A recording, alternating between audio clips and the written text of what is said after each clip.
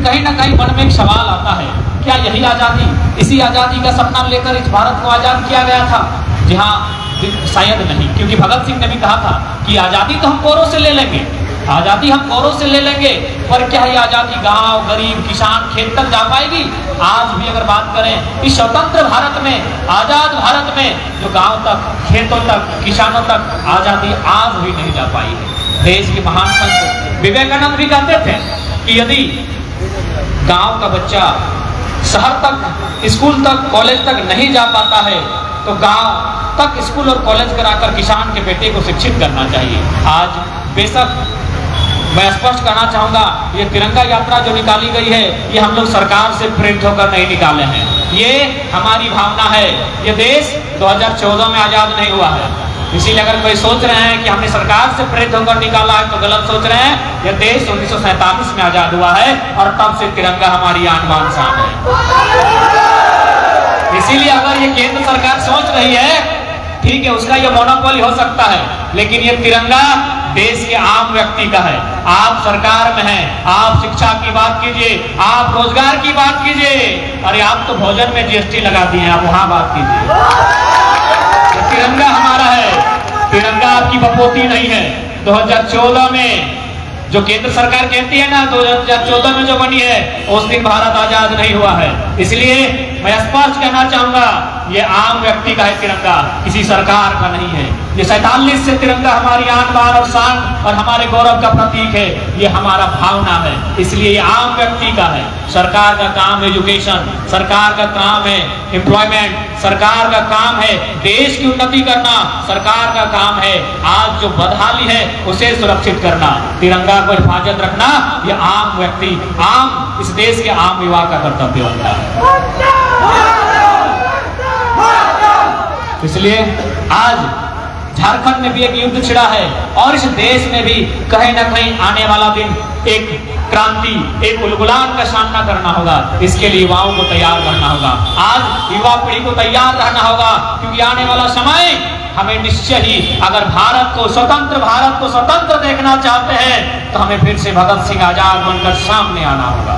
आज परिस्थिति है, आज इस देश को, आज देश के हुक्मरान चंद मुट्ठी भर लोगों का देश बनाना चाहते हैं। उदाहरण के लिए आप देख सकते हैं, एक उद्योगपति है माननीय, जो 105 रैंक में थे, आज चौथे रैंक में आ गए हैं। नाम इसलिए नहीं लेंगे क्योंकि बहुत धन वाले लोग हैं, उनके पास सरकार है, तो कहना मुश्किल है। हम लोग बहुत छात्र हैं, हमारे साथ क्या हो जाएगा कहना मुश्किल है। लेकिन आज आपको जानना होगा, आज आपको दिशा से भ्रमित नहीं होना होगा।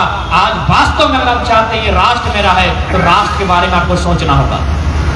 जब तक हम राष्ट्र के बारे में नहीं सोचेंगे तब तक इस राष्ट्र का उत्थान नहीं हो सकता। इसलिए राष्ट्र युवाओं के हाथों पर है।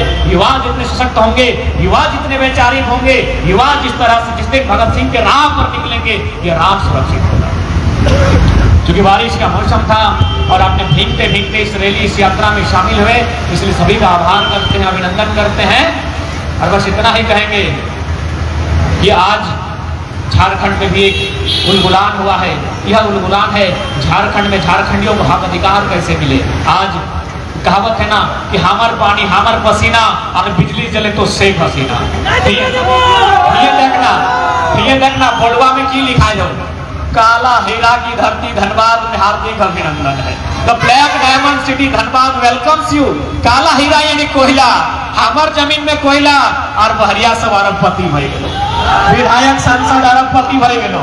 हमार धनबाद, हमार कोयलांचल, एकरा बनवे खातिर गोली खैले शक्ति महतो, गोली खैले मणिनाथ मंडल, गोली खैले नेपाल रवानी, गोली खैले रसिक हंसदा और बक्सर के राज सिन्हा विधायक हो।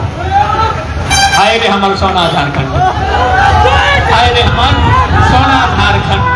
तो सही खातिर युवा कहनी के सोचे है, तो आने वाला पीढ़ी के तय करे तो झारखंड भी बनाना हो और भारत भी डाकते तो भारत के भी हमनी के सहयोग करना है। और भारत अगर हमारा देश लगे तो राज्य हमार पहचान लगे, ना राज्य के हम छोड़ सकलिए ना देश के छोड़ सकलिए, हमें दियो के साथ चल रहे। बाकी जितना यहाँ साथी सबैला सबके जोहार। और एक पंक्ति झारखंड के अमर शहीद निर्मल दा गलाए कि सवाल बनकर फिर उठूंगा, जो बन पड़े सो जवाब रखना। कि सवाल बनकर फिर उठूंगा, जो बन पड़े सो जवाब रखना, मेरा खून बेकार न जाए, मेरे खून का हिसाब रखना, मेरे खून का हिसाब रखना। पुनः आप सभी देशवासियों को, तमाम लोकतंत्र के चौथे स्तंभ उनके माध्यम से, मीडिया बंधुओं के माध्यम से देशवासियों को 75वें स्वतंत्रता दिवस की एक दिवस पूर्व अग्रिम शुभकामनाएं। और वास्तव में आजाद भारत, बेशक हमें आजाद भारत, अंग्रेजों से आजादी मिली है, लेकिन आज भी चंद मुट्ठी भर लोगों के हाथों में ये भारत है। हमारी लड़ाई अभी बाकी है, इसके लिए हमें लड़ना होगा। आप देख सकते हैं यहाँ प्रेस को आजादी नहीं है, यहाँ जज आजादी नहीं है, यहाँ ईडी को भी आजादी नहीं है। ईडी भी अगर छक्का मारती है तो विपक्ष को मारती है। क्या भाई, ईडी तक आजाद नहीं है, यहाँ सुप्रीम कोर्ट पर प्रश्न उठता है, वे आजाद नहीं है, तो हम किस आजादी की बात करें? भले लोग हमें विद्रोही कहें, लेकिन आज ये भारत की सच्चाई है, आजादी बस चंद मुट्ठी भर लोगों के हाथों में काबिज है। और अगर जिस केंद्र सरकार का आज चला रही है, उसी के एक श्रेष्ठ प्रधानमंत्री का स्लोगन था कि कलकत्ता के फुटपाथों में जो नंगे बदन आम यहाँ सहते हैं, कलकत्ता के फुटपाथों में जो नंगे बदन आम यहाँ सहते हैं, उनसे पूछो 15 अगस्त के बारे में क्या कहते हैं। उनसे पूछो कि 15 अगस्त के बारे में क्या कहते हैं। क्या वो आजाद हैं? क्या वो किसान आजाद हैं? क्या वो मजदूर आजादी का अनुभव कर रहे हैं? एक स्वर में एक ही गूंज आई कि आजादी चंद मुट्ठी भर लोगों के हाथों में है, जिनका रैंक कोरोना काल में 105 था, 4 नंबर में आ गया है। पूरा देश अर्थव्यवस्था की मार खेलता है, लेकिन वो उद्योगपति नंबर 4 पर आता है। सुनने में आया है वह आदरणीय प्रधानमंत्री जी का पोस बेटा है। पोस बेटा तो हम लोग समझ में करते हैं, यानी गोद लिया हुआ बेटा है।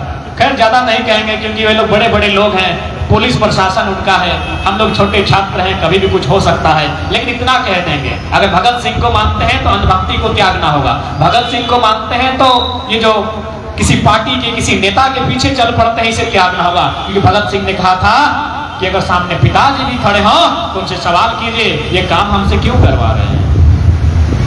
इसलिए आज जितने भी साथी आए हैं, आपका बहुत बहुत धन्यवाद। बारिश में भीगते हुए आप लोग यहाँ तक आए हैं और इस आज़ादी की गरिमा को बरकरार रखना, इस वास्तव में इस आज़ादी की गरिमा को बरकरार कैसे रखेंगे, ये समस्त भारतवासियों का आज कर्तव्य होगा। जय हिंद, जय भारत।